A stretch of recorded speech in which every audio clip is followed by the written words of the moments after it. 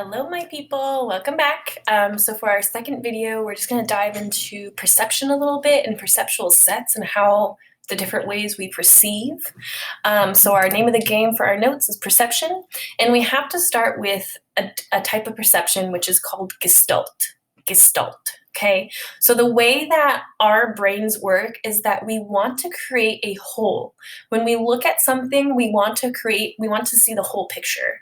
So Gestalt means form or whole in German, and Max Wertheimer was one of the founders of Gestalt psychology, and it's a way that we organize sensations into a meaningful whole. So if we look at this screen all together, there might be, on the basic level, right, if we do bottom-up processing, we might see circles with random little things crossed through it, but if we look top-down and we perceive what we're looking at, we see that there's a whole cube in the middle, right? So there's a cube that creates a whole, right? So we're always looking for a way to create, like when we see something, we want to see the whole picture. And this is something that happens innately that we do every day, right? So we want to create a whole. And so, okay, so the way that we form perceptions is by using top-down and bottom-down processing to confuse what we're looking at, right? So if we were to see this bottom-up, I would just see a vase, right? But if we look at this top-down, we see that there's two faces facing each other within this illusion, right?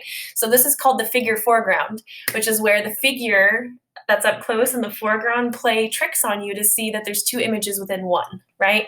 So it shows that the same stimulus can trigger two perceptions. Okay, so if you ever want to know how illusions work, it's because it makes you see two perceptions, usually one through top down and then bottom up. So bottom up would be looking at the basics, which is I would see a vase. But if you did top down and you saw the faces first, that's how you can perceive it as well. So there's 5 different types of grouping. So in this Gestalt effect, right, we have the tendency to organize stimuli into coherent groups. So the first one, we have proximity. We like to judge things by the proximity of each other. So you could be judging, you can kind of group things together with the proximity of schools, right? So what are places that you can go while still at school, right? Or you can group things by similarity, right? So this is why in kindergarten, we have them play all those shape games, right? You got to put this shape in this one because they're learning how to group things together. So back when I used to work at Sonoma State, I would have stations where kids would be organizing by color, by shape, by, how much bigger is this one by the other one, right?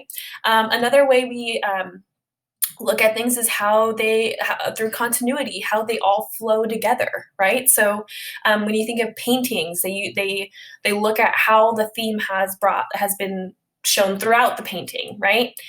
We have connectedness. So how does A get to B? So we have, so when we think of family members, Aunt Sally's connected to Uncle Bill by this, and this, right? So we look at things through connectedness and then closure. So again, with that whole Gestalt effect of looking at the whole, if we look at this one, closure, because we like to make a whole. So instead of seeing random circles, they're actually creating triangles, right, as the whole. So again, looking at the whole picture, right? So again, these are just 5 ways that we group things together with our perceptions.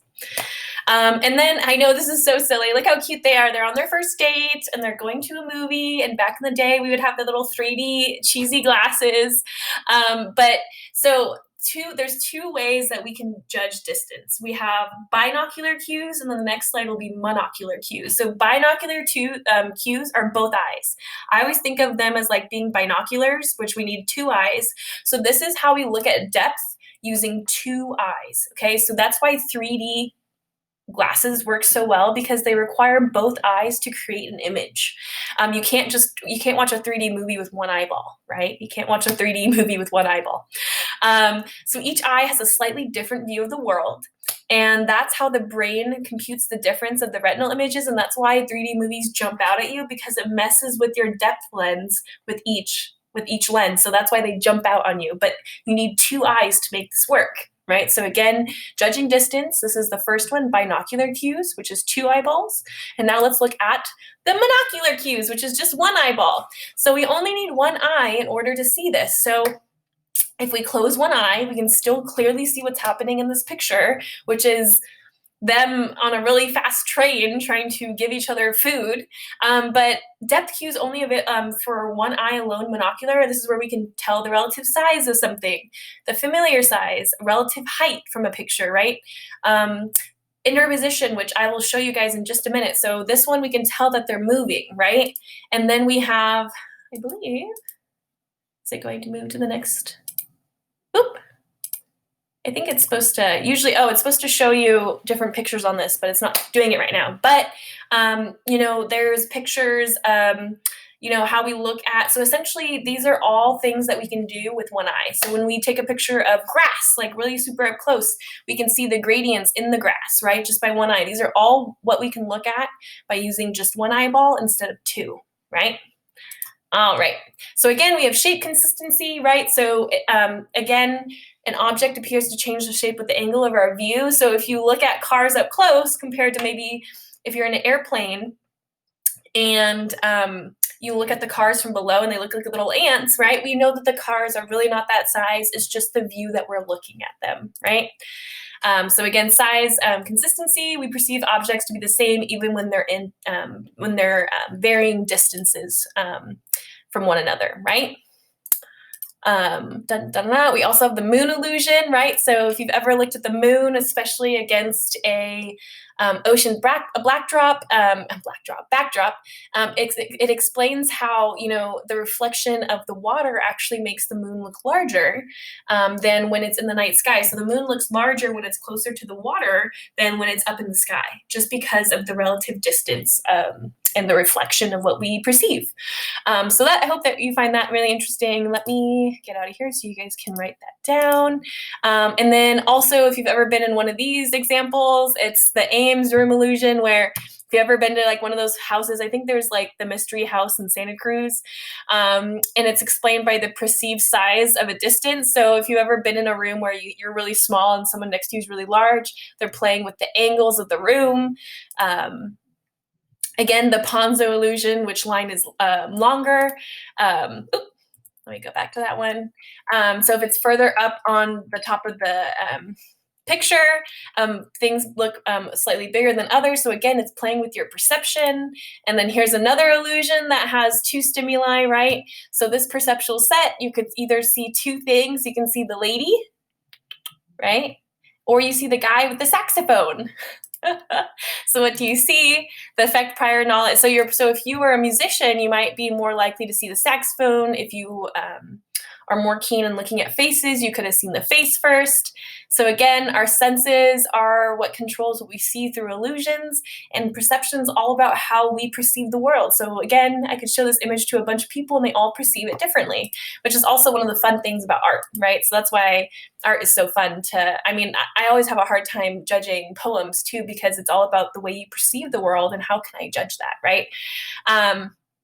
So just some takeaways. Perception is innate and learned. So it's both a biological, like perception biologically, we are born with the ability to perceive right within our brain.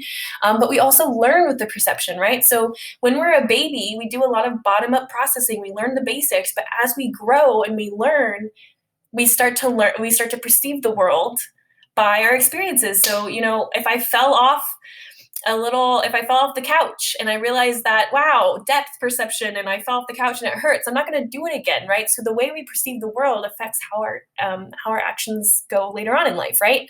And again, we have our biological, our psychological influences, and our social cultural. So if you could write down one per each, that would be awesome. So again, biological influence, we have unlearned sensory abilities. So a lot of this is the basics of perception and sensation are both born in us, so they're innate, and they are from the environment. Psychological influences, that'd be the Gestalt principles about how we like to make the whole out of things. And then social cultural, our cultural assumptions and expectations affect the way we perceive the world as well, right? So anything that is in our environment and makes us learn affects how we perceive the world, right?